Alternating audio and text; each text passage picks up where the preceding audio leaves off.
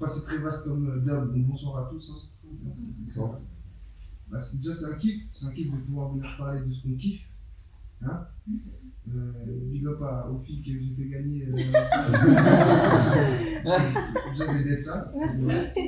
Non, on est dans le cool et en fait, ce qui est important, c'est de savoir que, en fait, dès que tu sens qu'il y a une passion qui est en toi, je pense que c'est là où ça démarre le terme artiste. Après, moi, c'est ma définition.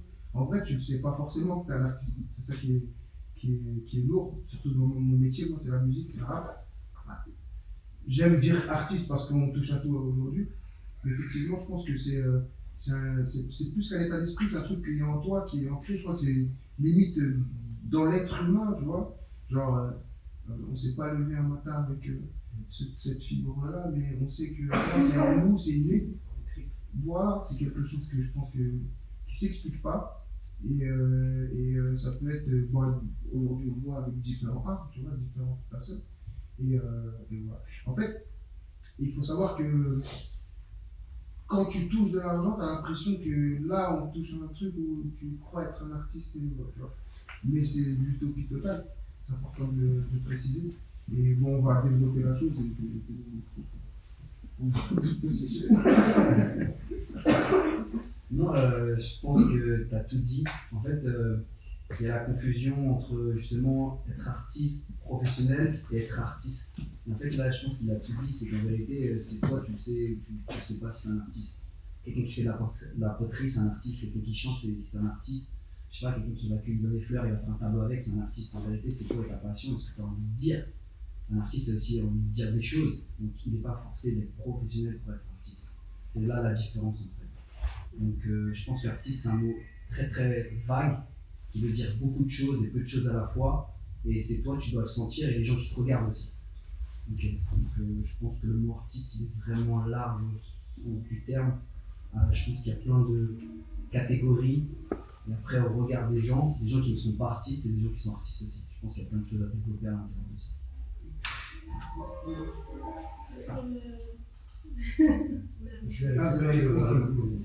Moi déjà je rejoins tout ce que vous venez de dire parce que je suis complètement d'accord avec ça et du coup j'en profite aussi pour dire que je suis très très très contente d'être là. Je ne savais pas exactement à quoi m'attendre, je ne savais pas exactement qui allait être devant moi et vraiment je suis ravie d'être là parce que pour moi être un artiste c'est ça aussi, c'est avoir le luxe de pouvoir faire valoir sa voix. Et aujourd'hui, notre voix, elle va vous dire plein de choses qui, j'espère, vous enrichiront.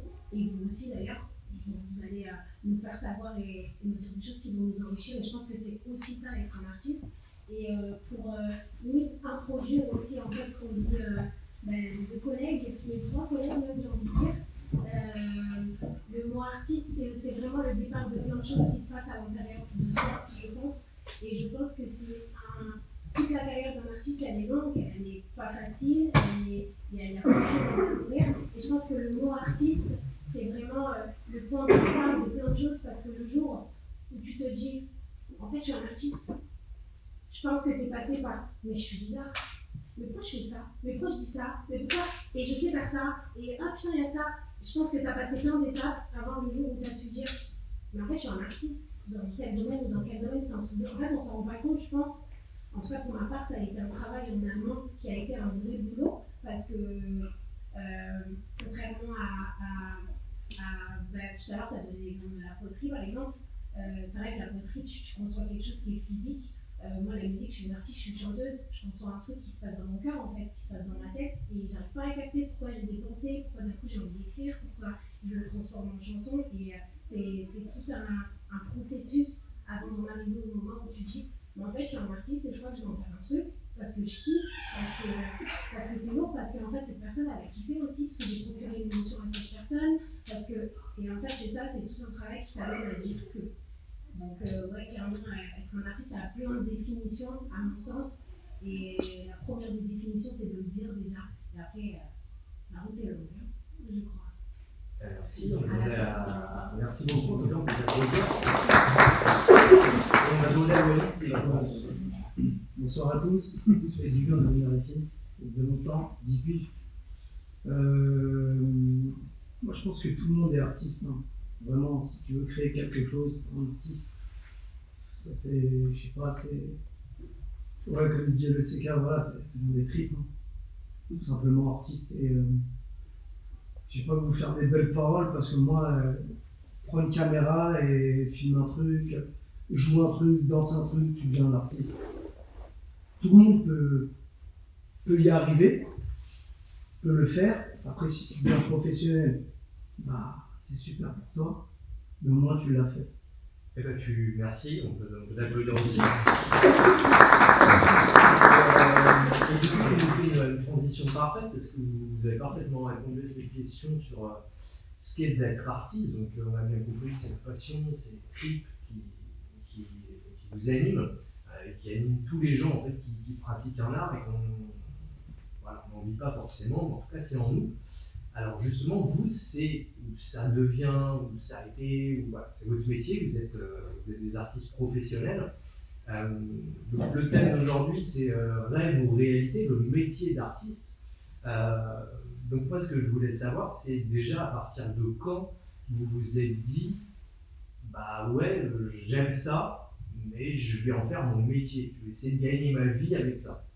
Est-ce que ça s'est fait tout seul ou est-ce qu'il y a eu un moment où vous avez eu un déclic, où vous vous êtes dit ok, c'est bon, ça y est, c'est le moment, ou est-ce que ça s'est fait progressivement par les opportunités, par votre talent et autres? Qui veut répondre?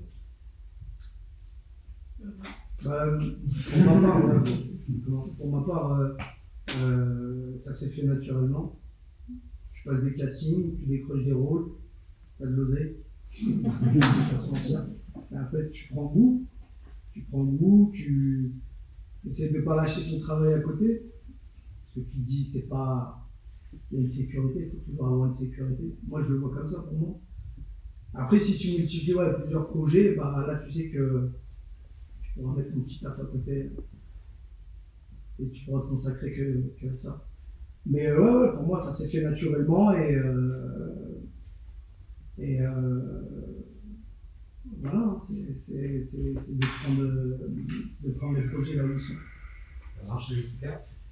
Ouais, déjà, il faut bien expliquer aux jeunes qui sont ici, enfin devant nous, c'est que déjà, on n'est pas dans le même temps. Ça veut dire que vous consommez les choses assez rapidement, alors que nous, on a battu les choses. Vraiment, c'était un peu plus compliqué pour nous de pouvoir être devant la scène, parce qu'aujourd'hui, avec Internet, vous savez, les trucs TikTok, tout ça, voilà, on a beaucoup de danseurs. Donc, c'est pile le truc par exemple, de ce réseau social qui est TikTok. Mais il faut savoir que nous, par exemple, moi, mon premier album, il sort en 2013. 2013, c'est pas les mêmes réseaux sociaux qu'aujourd'hui. Donc, vous avez la chance d'avoir l'Explo, un de vos animes avec vous. Il a vécu la chose de A à Z. On a eu un disque d'or sur cet album-là, sans Internet. C'est une dinguerie. C'est-à-dire, on était vraiment dans un temps où, enfin, il y a 10 ans. Voilà, c'est vrai, c'est vrai. Et le truc, c'est quoi? C'est que c'est vraiment très différent. Tu sais, quand on a fait la première semaine, il faut savoir qu'aujourd'hui, par exemple, les rappeurs que vous allez écouter, les Gazo, les mecs comme ça, quand ils font des semaines à 16 000 première semaine de vente ou 20 000, nous, quand on a vendu 5 000 première semaine, on était au top. Comme si on était des. Parce que c'était pas le même ratio au niveau du temps. Aujourd'hui, ils consomment un peu plus vite les choses. Aujourd'hui, je pense que danseur, c'est pas les mêmes danseurs qu'il y a 10 piges. Tu vois ce que je veux dire? Les mecs comme Timox et l'Exflow, il faut savoir qu'il y a 10 ans, quand ils allaient arracher dans des battles, c'est pas comme aujourd'hui. Tu vois? Aujourd'hui, vous avez la facilité d'être dans l'égoïsme, l'égocentricité, c'est-à-dire toi, par exemple, tu peux te filmer, d'être ça devant une caméra et prendre toute cette aura pour toi. Alors qu'avant, c'était plus un esprit plus team, un esprit plus voilà, équipe, et ils allaient arracher à droite, à gauche. Tu sais, les mecs, voilà, ces mecs-là, ils sont partis faire un club med parce qu'ils aimaient leur passion. Et tu vois, et ça, il faudrait vraiment les applaudir parce que ces mecs-là, ils méritent vraiment.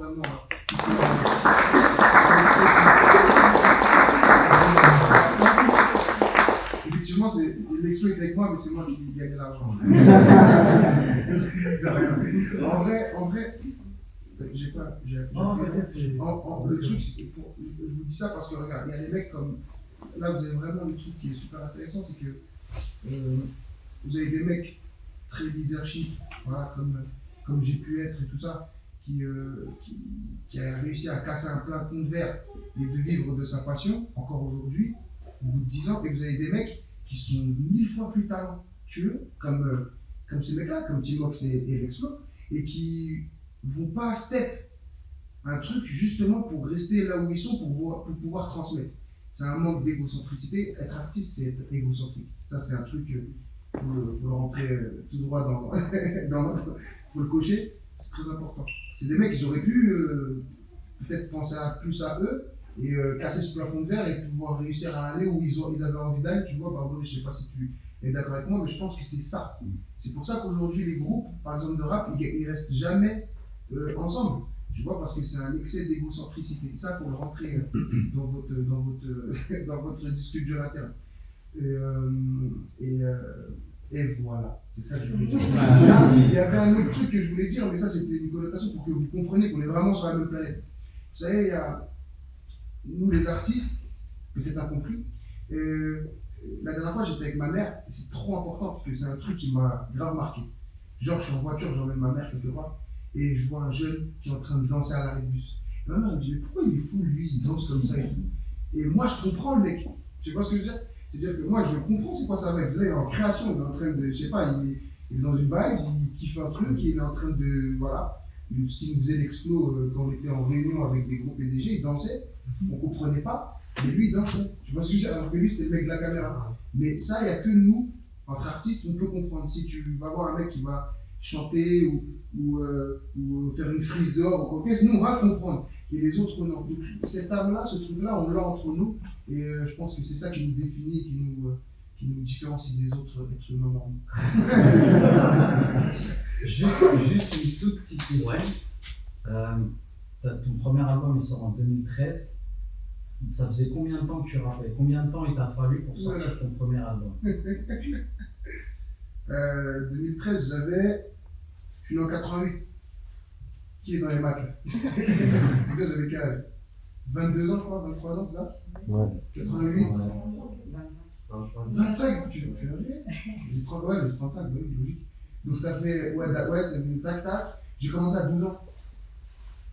Les premiers textes, ils étaient à 12 piges. Donc 13 ans. Donc 13 ans avant de sortir ton premier disque. Premier disque, ça a mis 13 ans. 13 ans, mais pas 13 ans facile. 13 ans d'embûches incroyables. Mais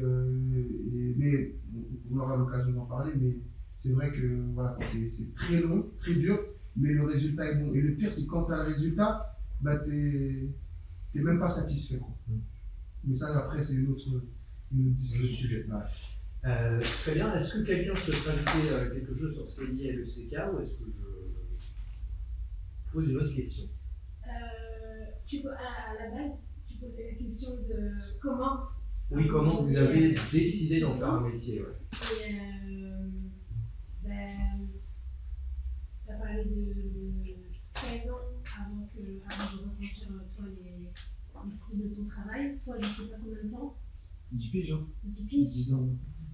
Moi, on peut dire que je suis encore dans le processus, dans le sens où moi, je suis quand même une jeune artiste. Ça fait 2 ans que j'ai sorti mon premier titre, mais les choses se sont enchaînées très rapidement. Et bon, je pense que ça, je n'ai pas besoin de le dire, mais il n'y a pas vraiment de règles, hein, en vrai. Et en plus, pour rejoindre ce que tu dis, encore plus la génération dans laquelle on vit, il y a un mot que je déteste, c'est le mot péter et le mot percer, parce que je ne sais absolument pas ce que ça veut dire.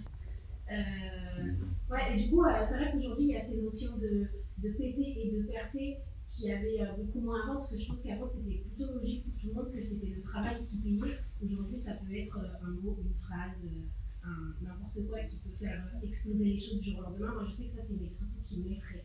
C'est-à-dire que je ne me souhaite pas de péter, je ne me souhaite pas de percer. Moi, je veux faire les choses comme je suis en train de les faire, parce que c'est du travail et que c'est un travail qui a pour objectif d'arriver à quelque part. Ça dépend, chacun a son objectif. Il y en a, leur objectif, c'est d'arriver à un certain niveau, à un certain lieu, de chanter avec telle personne, ou de faire telle scène, de faire tel endroit, etc.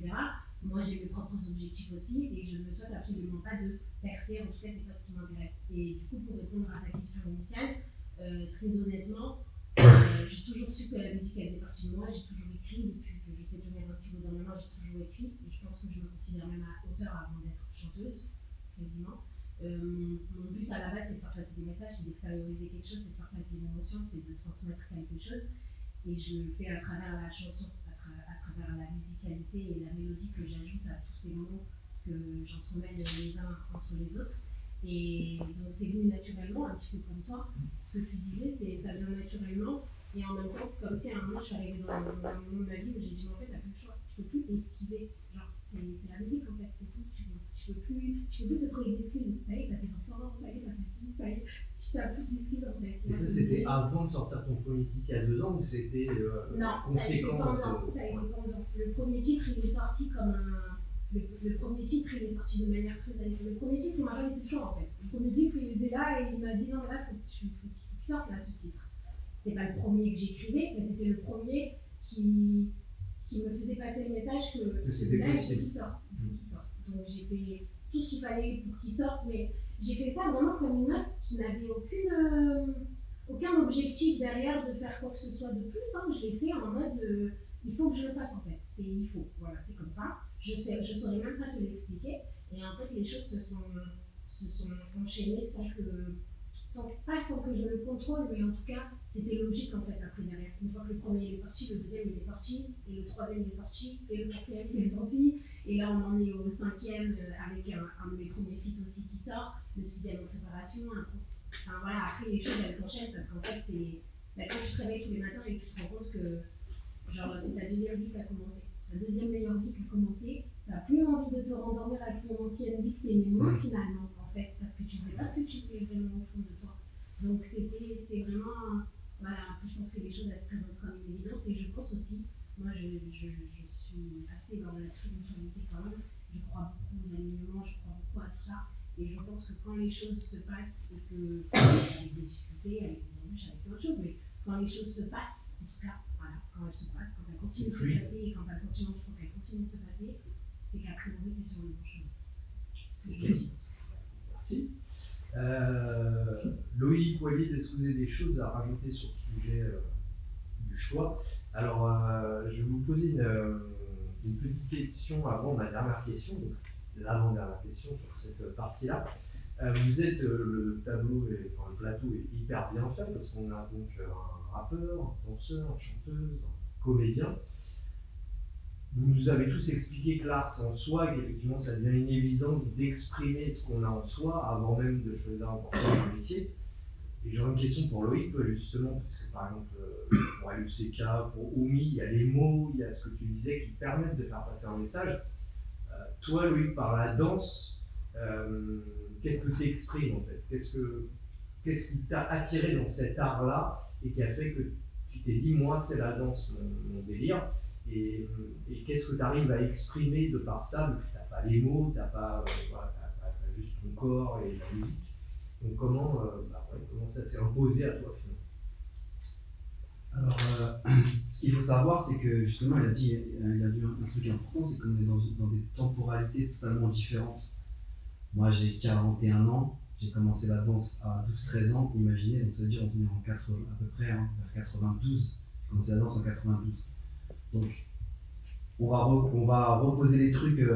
Je suis blanc, j'arrive dans une culture noire, où j'habite en banlieue, je suis au milieu de la cité, on va pas se mentir, et en fait, tout de suite, il y a une image et une étiquette qui se pose sur moi. Moi, mon mentor, il est congolais, donc un Africain, un vrai Africain du bled, tu vois ce que je veux dire, quand ça va pas, il met un coup de pompe dans le cul comme si j'étais son fils. Et en fait, je mets plein d'idées en bout les uns avec les autres, mais il y a un truc de. Premièrement, je pense que le hip-hop ou même les cultures dans lesquelles dans la culture dans laquelle on vit, en fait, il y a la matière, donc c'est la danse, et il y a l'école de la vie. Donc ça va avec. À ce moment-là, quand tu tombes là-dedans, quand t'es tombé là-dedans, t'es piqué ou t'es pas piqué.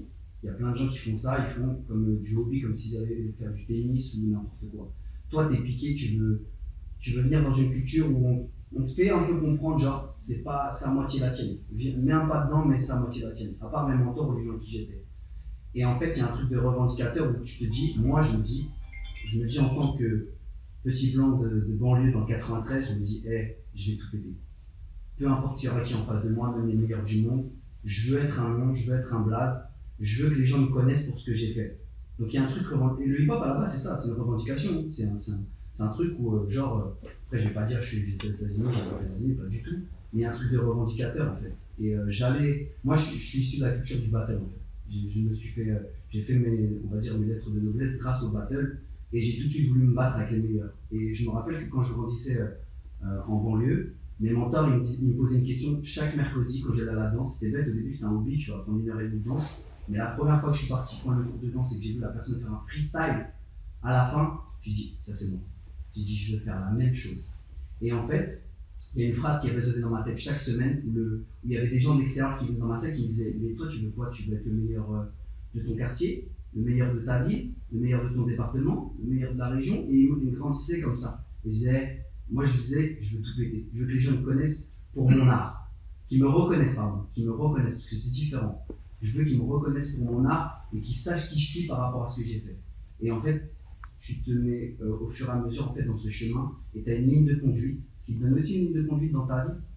C'est-à-dire que je savais pourquoi j'allais m'entraîner à la salle. Je ne me disais pas non plus, je vais devenir professionnel. C'est un truc qui était c'est devenu naturel en fait. C'est-à-dire qu'un jour on te dit, moi je sais que ma maman elle me disait, tu veux faire que de la danse de ta vie, mais j'y pensais pas, mais elle voyait que je me mettais à fond dedans. Elle me dit, et des diplômes et après tu feras ce que tu veux. Je suis parti, j'ai eu mon bac, etc. Là, je voulais m'envoyer à la fac, je suis parti à la fac. Au lieu d'aller en cours, j'allais en répétition, j'allais m'entraîner. Mais pour moi, c'était pas naturel, un métier de danseur. Surtout à cette époque, donc là, on est à peu près à 2004, 2005, donc pareil, 10 ans après. Pour moi, en plus, à l'époque, c'est encore plus dur. Et en fait, ce qui a fait bouger dans la tête des gens, c'est bizarre, et peut-être encore aujourd'hui, les gens ils pensent que vous réussissez dans votre métier, tout ça parce que vous côtoyez des stars, vous dansez pour des stars, vous faites des plateaux télé. Et ils pensent que là, c'est bon, ah ouais, non, mais en fait, danseur, c'est bon, t'as ton métier. Moi, c'est quand j'ai commencé à faire la télé et danser pour des artistes que les gens m'ont dit, ah, mais c'est bien. Et pourtant, je gagne moins bien ma vie avec des artistes et des plateaux télé que ce que je faisais à l'extérieur avec la danse. Donc, il y avait vraiment ce contraste. Le truc vraiment, moi, c'est que j'étais un revendicateur. Je me suis calmé un petit peu, là, maintenant, je suis, tu vois, 40 ans, je suppose, et tout, je suis comme ça. Mais c'est vrai que le côté battle, le côté revendicateur, j'étais une tête de boule, je peux vous dire. Voilà un peu mon truc. Ok, écoute, merci beaucoup. Tu fais aussi un peu la transition avec la question que je voulais vous poser, donc je vais peut-être commencer par toi, Walid. C'est de savoir justement comment vos proches, donc quand on est jeune et qu'on démarre, les parents par exemple, qu'on dit ouais, je veux faire un métier de mon art, je veux gagner ma vie en rappant, en chantant, en dansant, dans la comédie. Comment les proches ils vivent ça? Est-ce que vos parents, vos familles vous ont encouragé? Est-ce que c'était plus chaud, genre comme tu as dit Loïc, passe ton bac, fais des études, après tu verras ce que tu fais? Ou est-ce qu'ils vous ont laissé liberté totale, ils ont cru que c'est possible pour vous? Au début, tu leur dis pas. Tu vas dans. Moi, j'ai commencé par le théâtre d'impro. Et après, petit à petit, moi, j'ai grandi à Villejuif. Donc, chaque année, il y avait une représentation avec toutes les mamans, les tatas, c'est là qui viennent, juste pour aller parler au maire. Histoire de dire que le maire, il va leur passer une petite passe décisive, un truc, c'est ça. Et Rocky, il me voit moi sur scène. Donc petit à petit, ça amène une fierté en fait. Voilà. Ça amène une fierté et de là, je m'en cache plus. Et tes parents, quand des personnes du quartier viennent leur parler, ouais, j'ai vu ton fils ici, j'ai vu ton fils à la télé, ça amène une fierté, une grosse fierté et ça les aide aussi. Voilà. Je les vis pas, je pars pas en cacahuète. Ouais. Donc ça les rassure un peu. Exactement. Mais au début, tu leur dis pas. Ça, tu vas faire du théâtre. Va les appeler. On Bafa, Valor de mais après, ça devient une fierté. Pour la famille, pour les parents, pour les proches, les frères et sœurs, pour les amis aussi. C'est le plus important. Pour moi, voilà, c'est rendre fier aussi d'être proche. Ok. Voilà. Obi et le CK après. Le CK, je pense qu'il a commencé aussi à un âge où on se pose la question des parents. Moi, à la limite, je vais te laisser. Très bien. Nous, on était musulmans, hein. Ils n'étaient pas cordables. C'est faut dire la vérité, ils n'étaient pas dedans. Par contre, tu as vu quand j'ai signé avec M6, donc cette interaction est libre. j'ai eu une avance. Et le chèque que j'ai ramené à la maison, il a mis corde à tout le monde. Bah, la vérité, c'est ça, et c'est trop dommage. Parce qu'en vérité, c'est drôle, mais c'est dommage. Parce que finalement, à leurs yeux, à ce moment-là, tu deviens pas forcément quelqu'un, parce que moi, on est 8 chez moi, donc je suis le petit dernier, donc à un moment donné, ça y est, ils ne calculent plus ce qu'il faut un petit peu. Mais je trouve ça dommage que dans leur approche des choses, bon, il y avait le côté religieux, donc le côté religieux chez nous, il est trop imprégné, donc ouais, aujourd'hui, je peux vous dire qu'au bout de, ouais, toujours le même truc, hein, ça fait 10 piges, vraiment, que j'envie et tout, je me suis jamais posé avec ma mère et j'ai regardé un clip à moi, où on a écouté une musique à moi, ou quoi que ce soit, non, ça se fait pas encore. Je pense en fait que quand tu as ramené l'oseille, justement, avec ça En fait, a rassuré, ça a rassuré parce genre que il peut en vivre. Quoi. bah, en fait, le truc, c'est que, t'as vu, justement, on est de la banlieue, moi, il est de Villejuif, je suis de Vitry. Tout à l'heure, on rigolait, je disais, putain, une fois, je suis venu chanter dans ta cité, on m'a coursé. Parce que c'est vrai, parce que, t'as vu, quand on était jeune, c'était ça.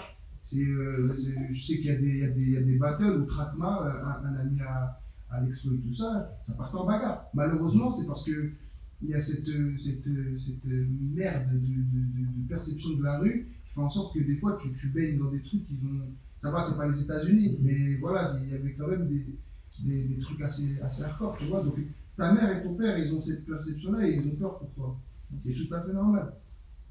On se retrouvait dans des concerts coupe-gorge où dans notre sac à dos, il y avait un marteau, mais c'est pour se défendre. C'est même pas pour attaquer qui que ce soit, c'est pour se défendre, pour pas qu'on vienne nous oppresser, quoi, tu vois. C'est comme la bouteille d'eau, quoi. C'était, voilà, tu te mets dans tes sacs à dos. Je peux te jurer qu'on a passé des moments, t'as vu, franchement, sincèrement, il y a eu des périodes, des moments, on n'est pas là pour faire, voilà, des trucs où on s'est retrouvés vraiment dans le 10, parce qu'on avait faim, on voulait faire des open mic, on allait dans le 19e, voilà, des concerts de cité, tu vois, des trucs de Riquet, comme on allait chanter, mais frérot, à la fin, soit ça se battait, soit il y avait quelque chose qui allait se passer. Aujourd'hui, c'est un peu plus safe, tu vois, c'est cool, mais il faut bien remettre le contexte, tu vois ce que je veux dire.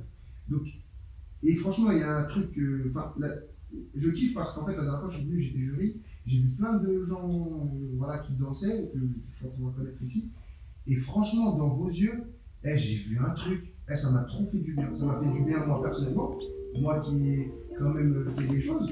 Mais c'est pour vous dire que vraiment il y a eu un échange où je pense à toi d'ailleurs, je pense aux filles, les chouchoutes que j'ai vraiment. Mais c'est au-delà de votre talent, c'était aussi ce que vous dégagez et l'envie que vous avez qui m'a donné envie d'être avec vous. Et ça, c'est un truc qu'il ne faut pas perdre, les filles, et même toi, Frangin. C'est parce qu'on sent que, tu vois, c'était une espèce de ressenti d'humain à humain j'étais tout de suite connecté avec eux, tu vois. Et ça, je vais te dire pourquoi je te dis ça. Ça arrive. Vas-y, Tu vois, en vérité, il faut pas le changer. J'aime trop ce débat, mais il ne faut pas que ça soit moi, et il faut trop leur transmettre à eux pour qu'eux ils se disent ah ouais, ok. Tu vois ce que je veux dire? Il faut qu'on soit trop pertinent pour eux, pour qu'eux ils se disent vraiment, tu vois, dans les moments de doute, ah ouais, ok, en fait, on vit la même chose. Tu vois ce que je veux dire? Et le pire qu'on pouvait souhaiter à ces jeunes, c'est comme moi, quand j'ai fait c'était quoi le concert? La boule noire, ouais, ça à 500, LECK, donc premier concert de moi, et que j'ai mes parents. Là, ouais. Tu vois ce que je veux dire? Là, on était dans un truc où c'était moi, et eux, ils étaient là, et forcément, là, ils étaient en train de valider vraiment ce que j'aimais le plus profondément de mon cœur. Et ce concert-là, d'ailleurs, c'est un peu comme les mentors que vous avez. Moi, j'ai toujours été fan de Kerry James. Voilà, Roth et Kerry James, chez moi, c'est des classiques. Et Kerry James qui partage la scène avec moi ce jour-là, franchement, je pouvais même arrêter le rap à ce moment-là, parce que voilà, ça y est, tu vois, genre, c'était trop bien dans mon cœur. Et j'étais comme si j'étais arrivé à un stade de. Même avec que 500 personnes, hein, mais c'était un truc où, voilà, moi, mon but, c'était ce genre-là, être avec ces gens-là. Et j'avais réussi mon pari. Et pour finir sur la question des proches, justement, quand tu disais que tu t'imposais avec ma daronne pour jamais et tout, est-ce que vous ne parlez pas de ce que tu fais en fait? En fait, je vais rigoler avec elle dans les chansons traditionnelles de notre pays, Ouais. le Maroc. Donc je vais chanter, on va rigoler, on va être dans un délire. Mais ça s'arrête à ça. Parce que finalement, tu as vu, c'est pas une honte, mais c'est pas une honte. Mais l'aspect religieux est très poussé chez nous, tu vois. Il y a des familles, c'est un peu moins, mais chez moi, t'as vu, je suis un peu le vilain petit canard. Mais il est gentil, tu vois. Il est gentil, mais voilà, t'as vu, tu sais, pour la petite anecdote, j'ai un frère qui est très religieux. Il m'a dit, tu sais, je cautionne pas ce que tu fais et tout, mais je suis fier de toi pour un truc, quoi. Parce que t'es allé au bout. T'as vu? Donc le message est bon quand même, tu vois ce que je veux dire? Et ça, c'est génial, tu vois. C'est un truc que même s'il y a des bâtons, de la négativité autour de vous, perdez pas votre cap. Si pour vous, danser, c'est un truc qui bah, pour les danseuses sont là, ou même aller jusqu'au bout. Même s'il y a des obstacles de fou malade, aller jusqu'au bout du truc. Je sais que chez vous, les Twins, c'est des superstars. Je vous jure qu'ils dansaient. Et gymnase Polylueur de Vitry-sur-Seine devant nous, ils changeaient leur basket, Air Force Rouge une fois. J'ai cette image dans ma tête et aujourd'hui je les vois avec Beyoncé. Je me dis putain, ils sont capables de. Et tu sais, ils ont réussi à faire. Pourtant, ils n'étaient pas plus forts que vous. Hein. Tu vois ce que je veux dire? Mais.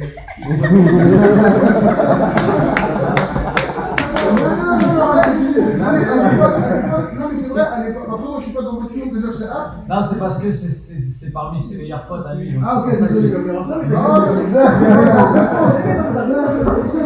Mais genre, en gros, t'as vu quand moi j'allais, on était jeunes, hein, et dans sa Polylueur à Vitry-sur-Seine, tu pourras leur demander, ils n'avaient pas plus de hype que vous, tu sais, dans la manière de danser, mais ils sont allés au bout du truc. Maintenant, ils sont avec Beyoncé, Flo, ils sont millionnaires. Ils sont allés au bout du truc.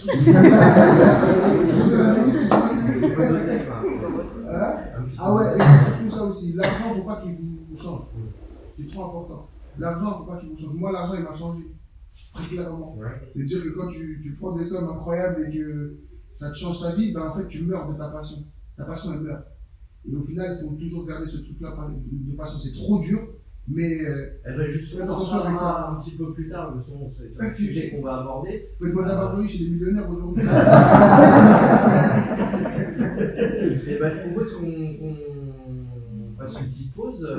Cette première partie, on est publicitaire pour faire rentrer un peu d'oseille justement. Allez, on va être On se retrouve après pour une deuxième partie où on abordera des sujets un petit peu. Voilà.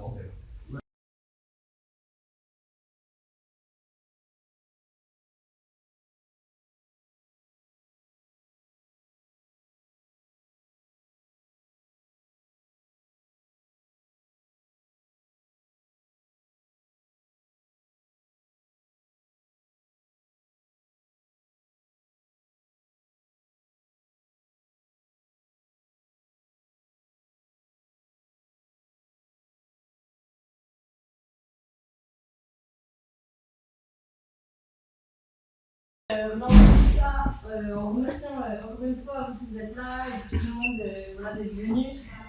Les artistes là, qui ont leur petite prestation, c'est magnifique.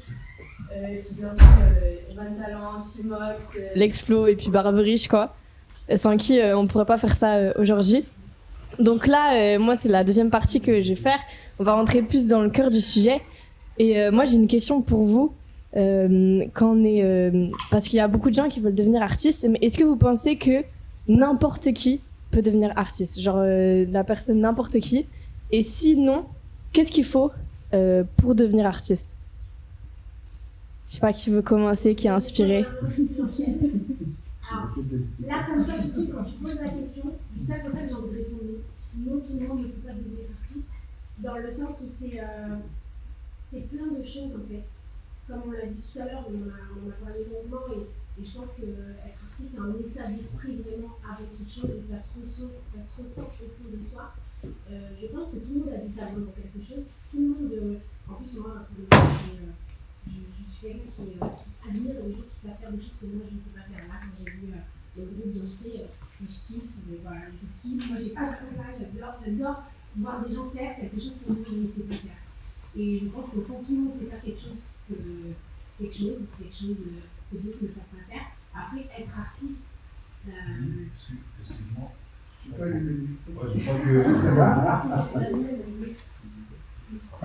Il est peut-être en mute.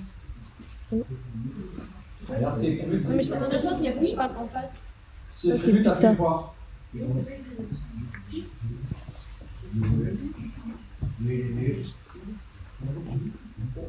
Yeah.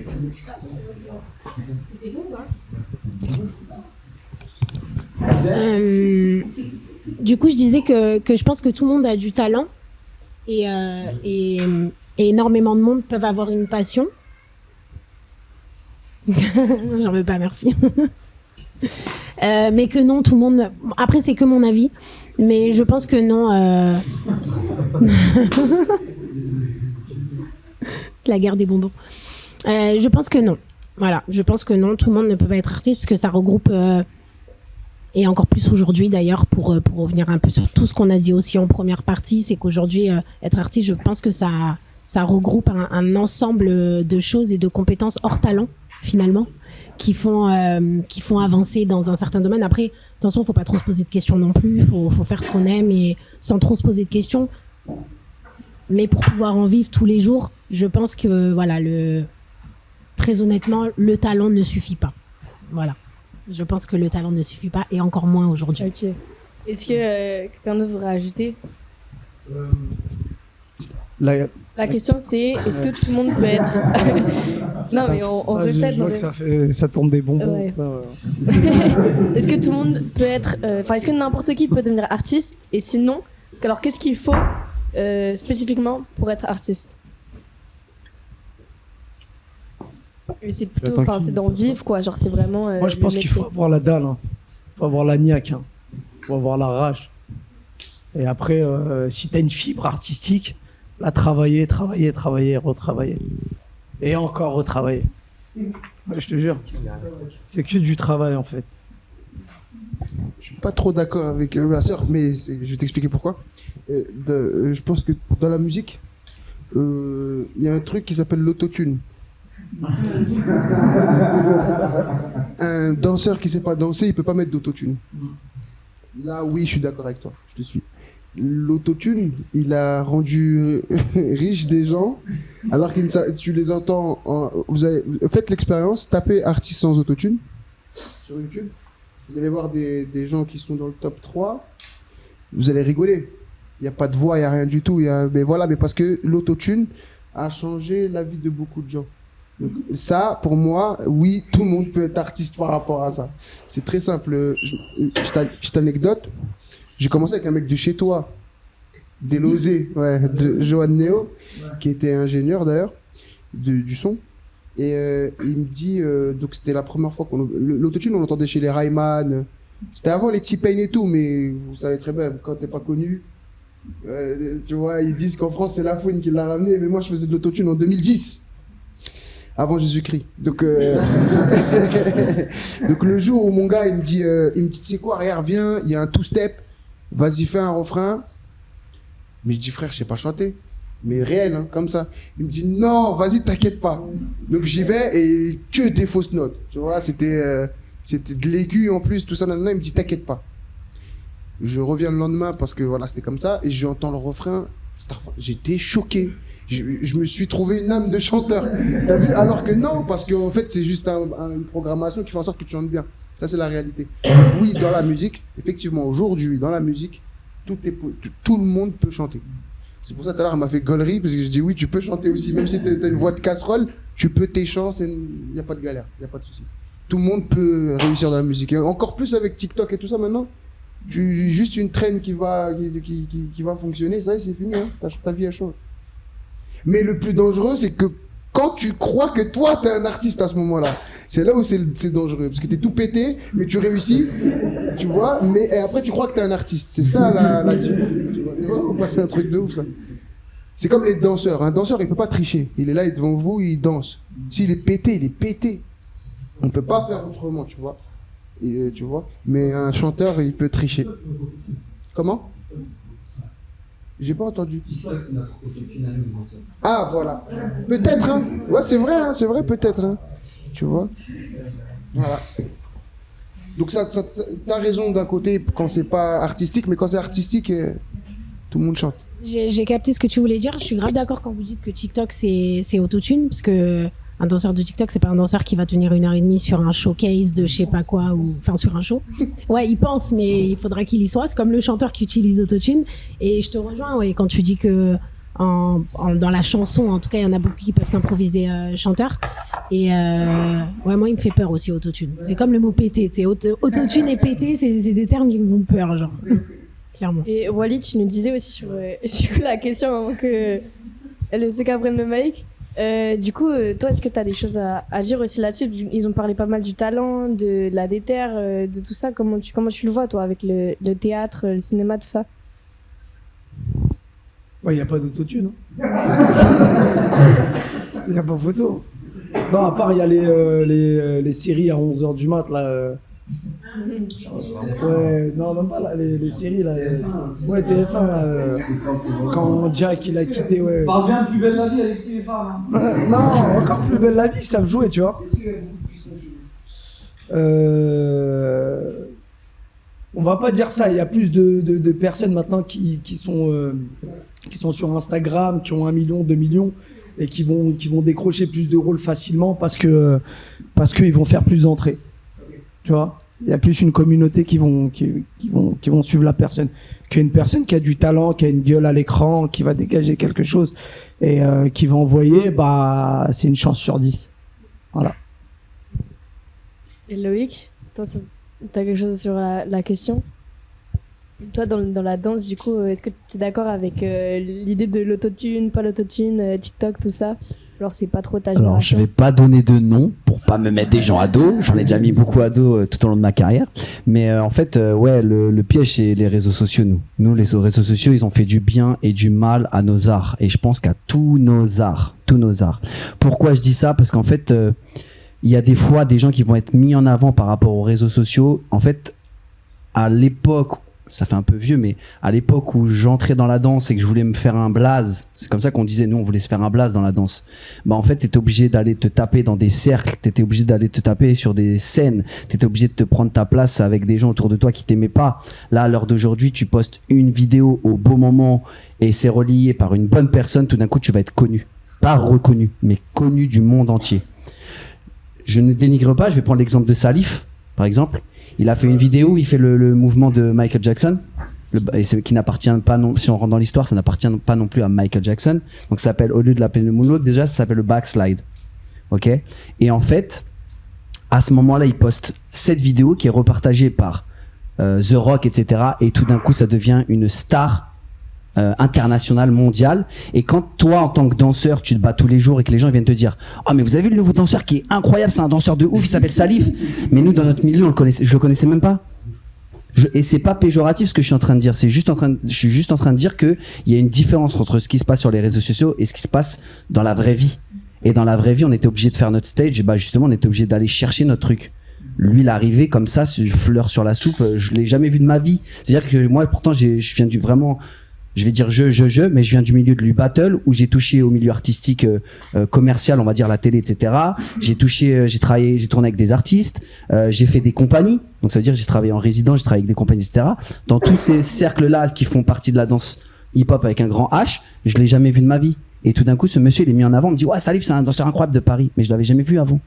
Donc c'est pour ça que c'est le piège, c'est bien, parce qu'après justement, il devient professionnel. Je sais pas si avant ça il était professionnel, mais tout d'un coup on lui propose des gros contrats, des grosses choses, des partenariats. Il va aux États-Unis, il fait des émissions de télé incroyables. Lacoste le contacte, il est sponsorisé. Tout d'un coup il se passe un changement. C'est pour ça que je dis il y a le piège justement du truc. Et des fois il y a des gens qui sont bourrés de talent, peut-être plus ou moins que Salif, même des gens qui sont plus talentueux que moi. Il y en aura toujours en fait. Et ces gens-là, bah c'est juste parce qu'au moment il n'y a pas eu le bon coche, le bon tournant, le bon chemin. C'est ce qu'on dit en fait. Et je le rejoins où il a dit en fait.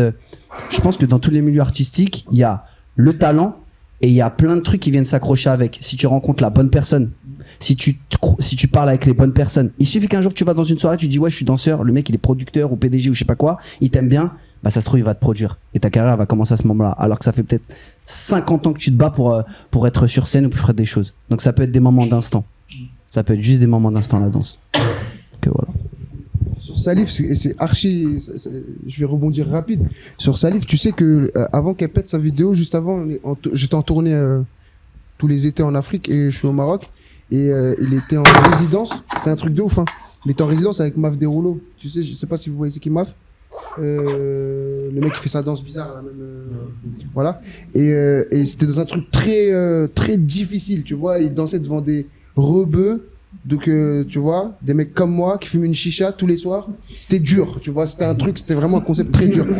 Non, mais c'est vrai, c'est archi vrai. Et finalement, t'as vu, et c'est très vrai ce que tu dis, c'est que d'un point A à un point B, il peut se passer énormément de choses. Et c'est vrai que c'est frustrant pour nous. Pourquoi c'est frustrant? Parce que nous, on est des bosseurs. Et finalement, t'as vu, on est dans une génération où aujourd'hui, les jeunes, en fait, bah, faut vivre avec son temps, quoi. Tu vois, genre, en gros, ils ont ces outils-là pour réussir. Bah, on n'a pas à tirer la tronche. C'est comme quand on était jeunes et qu'on voyait les anciens un peu qui, tu vois ce que je veux dire, ils étaient un peu dans les rouages d'avant et tout. Mais tu sais, il faut accepter le truc. En vérité, ce qu'il faudrait que vous entendiez, c'est que, en vérité, vous avez des outils aujourd'hui qui peuvent faire en sorte que ça va plus vite. Donc, il faut les utiliser, tout simplement, tu vois. Genre, si vous dansez de cette manière-là et que vous dansez super bien, il faut step et faire des vidéos dans le même concept et peut-être qu'à un moment donné, ça va aboutir parce que peut-être que cette frustration que nous on avait quand on était, parce que c'est vrai que nous c'est beaucoup de boulot, c'est incroyable, et que un mec du jour au lendemain comme ça, un chanteur ou un danseur ou un truc qui arrive à changer sa vie, bah c'est vrai qu'il y a, tu vois, tu as l'impression que toi t'as travaillé pour rien du tout, tu vois, c'est l'humain. Oui, Timox, vas-y. Il y a 10 ans, je donnais cours justement à Emeric qui venait de commencer, Lydie qui venait de commencer. Lydie, elle va avoir 7 ans, 8 ans, 9 ans, 9 ans, voilà, 9 ans. Et elle fait une vidéo avec sa grande sœur qui avait 1 ou 2 ans de plus. Et elles font une vidéo, elles dansent avec moi depuis 6 mois. Et elles font une vidéo, elles sont assises sur leur lit et elles font des trucs comme ça. Et la vidéo, elle explose, c'est plus, elles font 1 million de vues. Lourd. Et c'était il y a 10 ans. Et Emeric, il arrive en rigolant face à moi à la salle, il dit: ah, t'as vu, elles ont fait 1 million de vues, toi tes clips ils dépassent pas 20 000 vues. Et il rigole comme ça. C'est archi lourd ce qu'il a fait. C'était petit, ils avaient 10 ans. C'est archi lourd. C'est solide, tu vois. Mais c'est ce truc-là. Emeric, on peut applaudir Emeric, hein. Et il y a un truc qu'il ne faut pas oublier, c'est qu'il y a une grosse différence entre être connu et être reconnu, parce que pour un truc, une connerie sur un machin, sur internet, tout d'un coup tu peux être connu, ouais. Mais pour combien de temps, pourquoi faire, qu'est-ce que ça va amener derrière? Il y en a combien sur 1000 qui ont pété comme ça sur le truc, il y en a combien qui en font quelque chose derrière, et par contre il y a un truc qu'il faut savoir, c'est que peut-être que tu pèteras jamais, peut-être que tu n'auras jamais ce truc de buzz. Toi, t'en veux pas, moi, je veux bien que tu me donnes. Peut-être que tu pèteras jamais, peut-être que tu seras jamais connu. Mais il y a un truc, c'est que le travail que tu vas faire un petit peu chaque jour, quoi qu'il arrive, tu auras construit quelque chose. Et ça, c'est solide. Et ça, moi, c'est le message que moi, je leur fais passer, c'est que nous, on n'est pas connus, d'accord? Mais dans notre milieu, on est reconnus. Ça veut dire qu'il n'y a pas un danseur en France de ce putain de game qui ne nous connaît pas, qui ne sait pas ce qu'on fait ici et qui ne respecte pas ce travail. Et du coup, on aimerait plein de choses en plus et on essaie de continuer à se battre. Mais en tout cas, ça, c'est un travail de construction qui ne dépend pas de la chance, qui ne dépend pas des réseaux sociaux et qui ne dépend que de ton travail. Et au moins, même si tu n'as pas d'autre chose que tu voudrais, ça, tu l'as. Et ça, personne ne peut te l'enlever. Le travail que tu as fait, le niveau que tu as dans ton art, cette maîtrise, cette façon de gérer ton truc, personne ne peut venir, c'est pas de la chance, personne ne peut te le prendre, personne, il est là. Tu vois, et ça pour moi, c'est vraiment ce truc-là sur lequel il faut, en tout cas, que nous on s'accroche, c'est que nous on a ça. Et ça dépend de rien d'autre que du travail. Bravo Timox. C'est vrai, t'as raison. Bravo. Mais Emeric, t'es quand même un petit bâtard. Non mais c'est vrai, non mais tu sais pourquoi? Parce que finalement on est des êtres humains, frérot.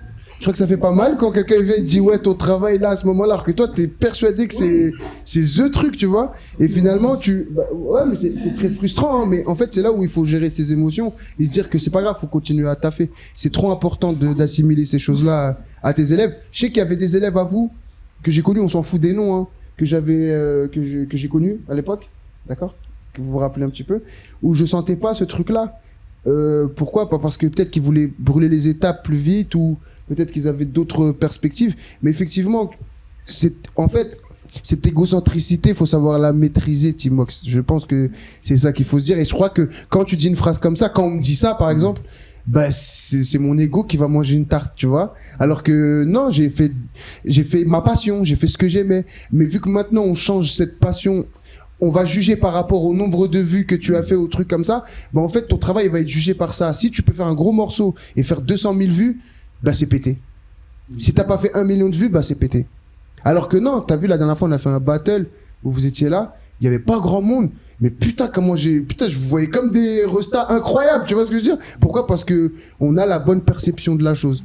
Celle qui dit que la solidité, que ce que vous bâtissez depuis que vous êtes jeune, et ben voilà. Donc bravo à vous tous en tout cas.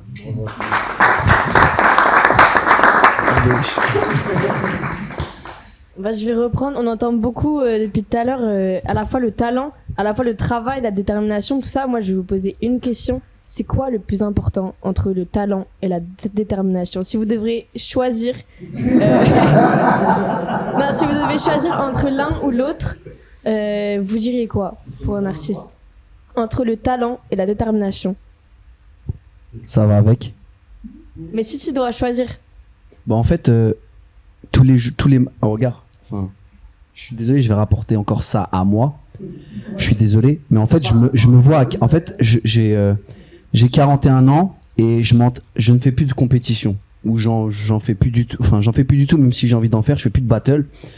Je vais pas dire que j'ai fait le tour parce qu'on n'a jamais fait vraiment le tour. Mais je m'entraîne tous les jours à la salle. Je m'entraîne tous les jours. Ça veut dire tous les jours, je vais dans une salle de sport. Je m'entraîne. Tous les jours, je vais dans une salle de danse. Je m'entraîne comme si j'allais faire encore de la compétition. Et en fait, c'est quoi qui me pousse? C'est juste ma déterre. C'est ma détermination. Je suis focus. Et ça, j'essaie de le retransmettre à mes élèves ou aux générations derrière. J'essaie de leur expliquer, en fait. Faut s'entraîner. Ton corps et ta tête, ils doivent être prêts. Pourquoi? Parce que ça m'est déjà arrivé, par exemple, de commencer un battle à 13h.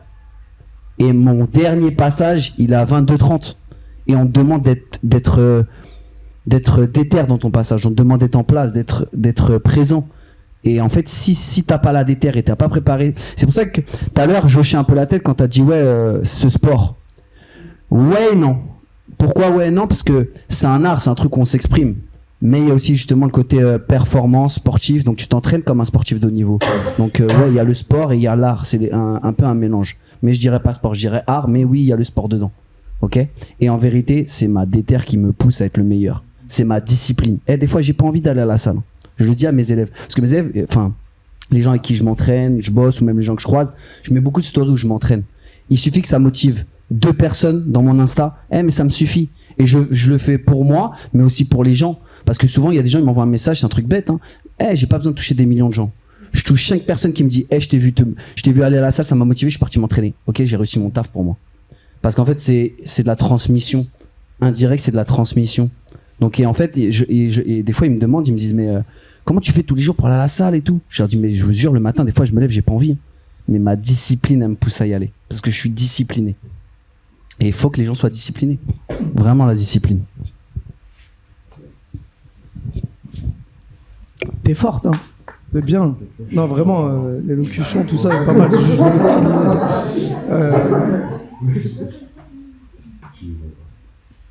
Pour moi, faut être schizophrène. Faut vraiment, voilà. Moi, des fois, je suis chez moi, je suis devant mon miroir et je vais répéter ces putains de textes parce qu'il faut qu'ils rentrent dans ma tête et je vais devenir fou. Vraiment, jusqu'à que ma femme elle me dit, mais qu'est-ce qui t'arrive? Je suis en train de répéter là. Tu vois? Faut faire des cauchemars de ça. Tu as le talent, ok, on le sait, t'as le talent. Mais quand t'as cette putain de détermination, t'as la dalle, t'as la niaque parce que t'as envie de réussir, t'as 4 pavés de texte à apprendre et tu sais que demain à 10h du matin, tu dois pas foirer parce que t'as envie d'avoir ce rôle-là, et bah tu dors pas de la nuit, tu deviens schizo, t'apprends, t'es au volant, tu répètes, t'es dans ta douche, tu répètes, tu dors, il y a ta femme à côté de toi, elle essaie de faire des bruits chelous, elle va appeler les condés, elle va appeler la police tellement qu'elle... Tu vois ce que je veux dire? Faut être schizo. Faut avoir la dalle, faut être déterminé jusqu'au bout en fait. C'est pour moi la détermination, c'est une question de survie en fait. Ce que tu veux, tu dois l'obtenir coûte que coûte. Et je reviens à ce que tu viens de dire, vraiment, ouais, le travail, la détermination. Le talent, tu l'as. Le talent, après, tu sais que tu vas répéter, t'as cette fibre, tu vois. Mais la détermination, faut se lever le matin et l'avoir, tout simplement. Et être schizo. Attends. Tu veux que je réponde à la Non, question? il a dit j'ai envie d'aller mettre les Senti, hein. Non mais ouais voilà, enfin moi par exemple, Loïc je le suis beaucoup sur les réseaux sociaux et donc là j'ai entamé une préparation pour un gros battle et donc là j'ai eu quelques soucis, du coup j'ai stoppé pendant quelques jours l'entraînement, mais je le ressens tout de suite, c'est à dire que et pourtant depuis quasiment un mois et demi je me suis blessé, du coup j'ai fait du kiné, ensuite je me suis remis à niveau physiquement, je me suis inscrit à la salle juste pour pouvoir être bien physiquement. Et plusieurs fois, j'ai regardé les stories de Loïc, c'est un malade. Un ciseau. Enfin, pour le coup, il est vraiment fou, dans la mesure où moi je sais qu'il ne fait plus de compétition, mais il s'entraîne comme si samedi ou dimanche, il a un battle sur 2 jours, où il fait du 10h, enfin du 13h, 20h, et il y va pour gagner. Et je vais juste préciser, il a gagné les plus gros battles internationaux, il les a gagnés. Non, mais moi, j'ai une vraie question vraiment pour toi, vraiment. Et c'est dans les questions, on s'en fout. Pourquoi en fait tu fais plus? Mais tu sais pourquoi je dis ça? C'est pourquoi on se met cette barrière de l'âge? Alors non, rien à voir avec ça. Sérieux? Rien à voir avec ça. Je veux que je te dise. Et en fait, ça c'est un truc qui vous concerne vous. En fait, dans l'art aussi, comme il a dit, c'est schizophrène, mais c'est un truc personnel en vérité. En fait, je vais vous dire un truc où ça va rentrer un peu dans le personnel de la vie. En fait, on devient certaines personnes. Moi, je suis devenu qui je suis par rapport à des épreuves dures de la vie. Vous voyez, je ne vais pas rentrer dans les détails, mais à 17 ans, moi j'ai perdu mon père. Donc il n'y avait plus le repère paternel. J'avais qu'un repère maternel, plus mon petit frère. Et en fait, je suis dans un milieu de revendication où il faut se taper. Et en fait, ah oui, c'est ça. Et en fait, tous les moments familiaux, je les perdais parce que j'avais fait un choix par rapport à mon art. C'est-à-dire que tous les week-ends, il y avait un battle, il fallait que j'y sois, il fallait que je me tape. Tous les jours, il fallait que je sois à la salle. Le samedi, dimanche, quand j'avais pas de compétition, j'allais m'entraîner toute la journée. Quand j'avais fini la journée, le soir, j'allais en soirée. Pour kiffer, hein, mais pour danser. J'attendais qu'il y ait un cercle pour pouvoir me taper avec des gens. Non, mais c'est la vérité. Je vais vous dire, j'allais en soirée, moi. J'allais en soirée avec des genouillères baissées et mes bandeaux. Parce que je me disais, j'attends. Et j'attendais dans la soirée pour aller me taper, pour monter mes genouillères. C'est un truc. Mais en fait, pourquoi maintenant, à l'heure d'aujourd'hui, je fais plus autant de battle qu'avant? Parce qu'en fait, c'est chelou un peu, mais j'ai envie de profiter de moments de vie. C'est-à-dire que là, je suis en train de vivre des moments de vie que j'ai pas vécu avant. Même si j'ai kiffé, hein. S'il fallait que je le refasse, je referais tout ce que j'ai fait dans ma vie de danseur, vraiment. Mais j'ai perdu des moments de vie avec mes amis, avec ma famille, et des fois, limite, un peu on me le reproche maintenant à l'heure d'aujourd'hui. Ah, mais toi, t'as fait des choix par rapport à la danse. Donc, je me vois pas m'enfermer tous les jours dans un truc, en fait.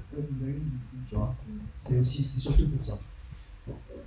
La déter et le talent, tu veux répondre?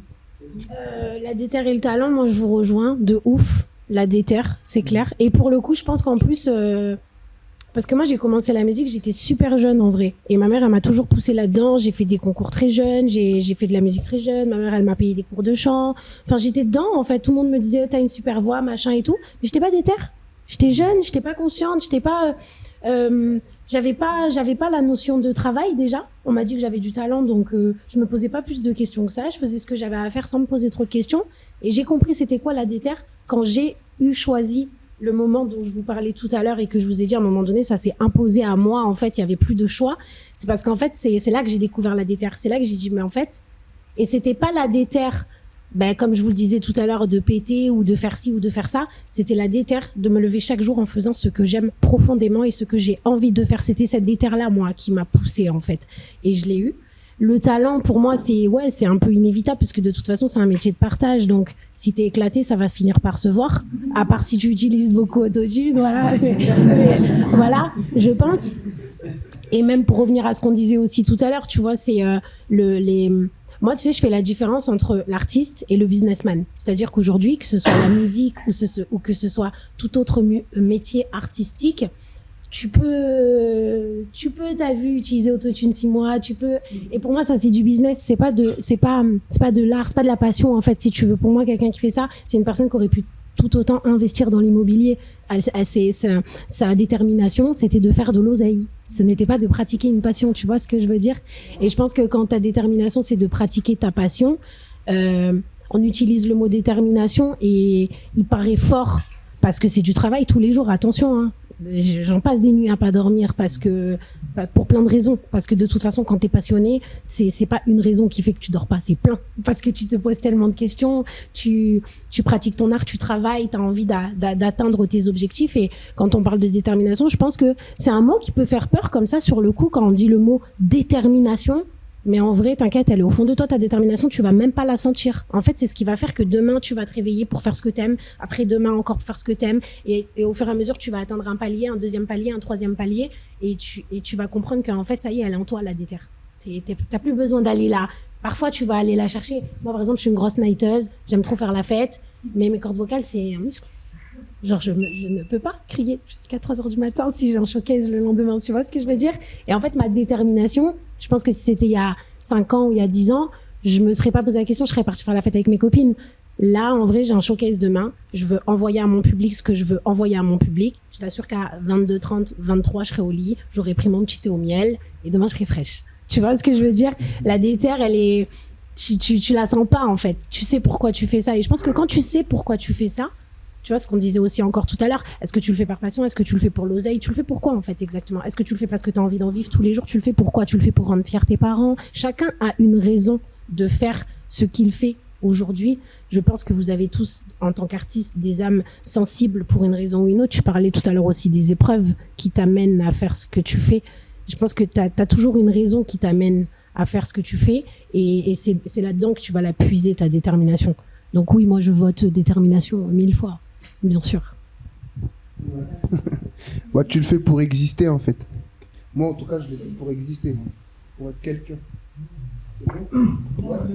Jacques Brel, il a dit. Je sais pas si c'est votre. Non, Jacques Brel.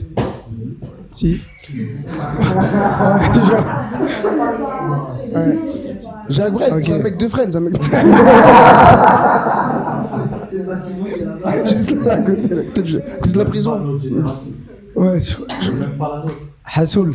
C'est même pas la mienne. Jacques Brel, mon oncle, c'est un tonton, il a dit le talent ça n'existe pas, mais le travail et le travail.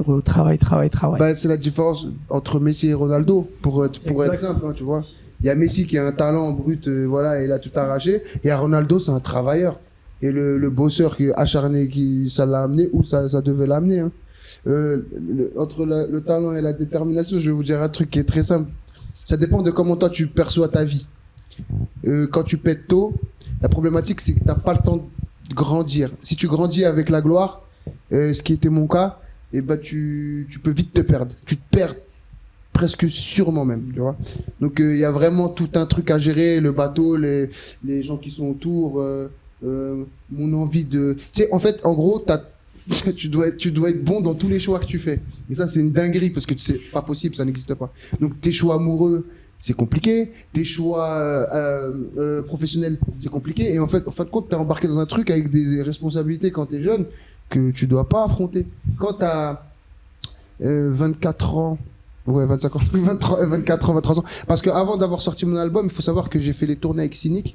Et l'Algérino, pour ceux qui me connaissent, Cynic, c'était un des plus gros vendeurs avec Jams. Des tournées incroyables où j'étais backer. J'y allais pour 0€. C'est-à-dire qu'on me payait pas. Mais j'étais sur scène avec eux juste parce que je kiffais. Et en fait, en expérience, je gagnais énormément. Je crois que j'ai été au Canada une fois avec eux. La première fois que je quitte Vitry-sur-Seine, incroyable. Pour 50€. Je me rappelle, c'était pour 50€ et j'ai fait 2 concerts. J'avais fait l'Algérino en backer, c'est-à-dire le mec qui est avec l'artiste qui l'appuie dans ses mots, et Cynic. Mais j'ai gagné grave en expérience. Pourquoi? Parce que il m'a montré comment se professionnaliser. Nos bacs, ils étaient soulignés, c'est-à-dire ouais, à ce moment-là, j'aurais plus de respiration. C'est là, il faut que tu m'appuies. Ok, c'est bon, tac. Donc ça m'a vraiment professionnalisé. Il faut savoir que là, c'était de la déter. Là, on n'était pas dans le talent, on était dans la déter. Je voyais déjà le truc qui faisait en sorte que je rentrais sur scène, on me connaissait pas, je sortais, je faisais des photos. Donc j'avais ce truc-là. Il y avait le premier truc. Ensuite, il y a eu cette réalité où il faut faire très attention. Parce que quand tu es jeune et qu'il t'arrive des choses comme ça, il faut savoir vraiment le maîtriser en se disant, tenir toujours ses buts près de soi, devant soi, pour ne pas dévier, pour pas aller à gauche, pour pas aller à droite. Il faut savoir que on me mettait dans des tourbus incroyables, voilà, la vie de rêve, et je reprenais le RER. Vraiment, il me déposait, parce que c'est trop cette vie. Et tu reprends le RER comme un trou de juc, et en fait, t'as pas un euro, et tu rentres chez toi. Et voilà. Mais je m'en foutais à ce moment-là, parce que justement, t'as vu, je faisais ce que j'aimais. Et après, quand tu touches l'argent, là, c'est un autre défi, c'est un autre truc. Est-ce que c'est le talent qui va suivre, ou est-ce que c'est ta détermination? Je sais pas si vous avez remarqué, mais les artistes, à chaque fois qu'ils sont dans leur, je pense pas que dans la danse ça se passe comme ça, mais on va dire dans tout corps de métier, ils ne sont jamais plus bons que comment tu les as connus. C'est-à-dire, en gros, quand quelqu'un il est à l'aise, il va plus fournir ce qu'il doit fournir. Vous le voyez bien devant vous. Le truc, c'est quoi? Non, mais c'est vrai, mais tu sais que c'est vrai, hein, parce que quand on commence à être dans des maisons de disques, donc on commence à monnayer ta musique, par exemple, et que le mec là en face de toi, il fait genre c'est ton pote et tout, alors qu'il te voit comme un chiffre et qu'il te dit ce serait bien que tu maigrisses un peu et tout, et que là ça touche à ton truc personnel, tu vois ce que je veux dire, à ton privé, tu vois, et entre toi et toi-même, c'est à dire que maintenant il faut qu'il te modélise comme lui il veut. Et là c'est là où je dis ah putain, je suis dans un truc là, je sais pas, il y en a plein, mais si j'avais pas ma force de caractère, j'aurais dit oui. T'as tout à fait raison. Et en fait, ça c'était pour la petite histoire, c'est ça qui a fait en sorte que j'ai cassé mon contrat chez M6. Parce qu'en fait, ils voulaient modéliser un gros, ils voulaient que je maigrisse. C'est une dinguerie quand même de dire ça, hein, mais c'est la vérité, parce que j'avais fait disque d'or, ils voulaient un deuxième album et j'ai refusé parce qu'ils voulaient que je me taille un corps de rebeu beau gosse, tu vois. Et ça m'avait tellement dérangé à l'époque. Et je suis très content de mon choix, mais c'est pour vous dire en fait que voilà, des fois, quand vous maîtrisez plus en fait le sujet, que vous perdez de vos objectifs à vous, et ben là on n'est plus dans le game. Donc le talent oui, mais la détermination c'est ce qui fait absolument tout. C'est tout. La déter c'est ce qui fait tout. Et ça fait 1 mois et demi ils s'entraînent, c'est pas pour rien, tu vois. C'est une détermination. S'ils font ça les gars, quand Timox il prend un camion. Et mais attendez, vous vous rendez compte de ça ou est-ce que vous vous rendez... En fait, dans la musique, ça ne s'est jamais fait. Il y a un mec, il est venu, il a pris un camion, il a mis un studio dedans, il vient au milieu de ma cité, mon frère, où il y a que des chacals, tu vois, il y a que des chiens enragés. Mais attends, comme ça, on va bien expliquer la chose. Il vient au milieu de Balzac, qui est juste un quartier... pas sociable et qui vient et qui fait on fait notre art dans la rue vraiment et tout ça, et qu'il y a un petit con qui vient qui dit oh, et qui est dans un bureau qui dit putain ça c'est une putain d'idée, et qui vient et qui va faire en fin de compte, parce que lui il a les moyens, tu vois ce que je veux dire, parce que lui il a les moyens, et en fait il va prendre ton idée, la rentrer dans des filtres, appelez Youssoufa. Big up à Youssoufa. J'ai regardé Barberiche. Appelez Youssoufa, appelez une grande enseigne, proposer un truc qui ne leur appartient pas et le monter. En plus, c'était mon ancienne écurie, Bidi, d'ailleurs. Et faire ça, mais je trouve ça dégueulasse. Là, c'est de la détermination. Eux, ils ont aucun talent. Et finalement, ça vous explique un peu les failles de la musique, comment ça peut se passer. Tu peux être très talentueux et derrière, il y a peut-être des mouvements que vous faites qui font en sorte que quelqu'un derrière il va aller voir, il va vous le barber, vous le savez même pas. Regardez là le projet, le mec il a mis ses thunes, son temps, son truc, et à la fin il se fait barber en 2 secondes un projet qui est juste incroyable. Donc juste pour ça, s'il vous plaît, est-ce qu'on peut applaudir ce bonhomme de Timox? Je sais pas si t'as vu ma voiture, mais c'est une Renault Arcana d'ailleurs. On a un bruit, on fait une vidéo. Je pense que là, on a vu, genre, vous avez tous une détermination. Enfin, même dans cette salle, il y a plein de gens qui partagent tellement de trucs. Là, maintenant, je vais demander à Omi de nous montrer de sa détermination, de son talent. C'est le moment de faire ton petit show. Bravo.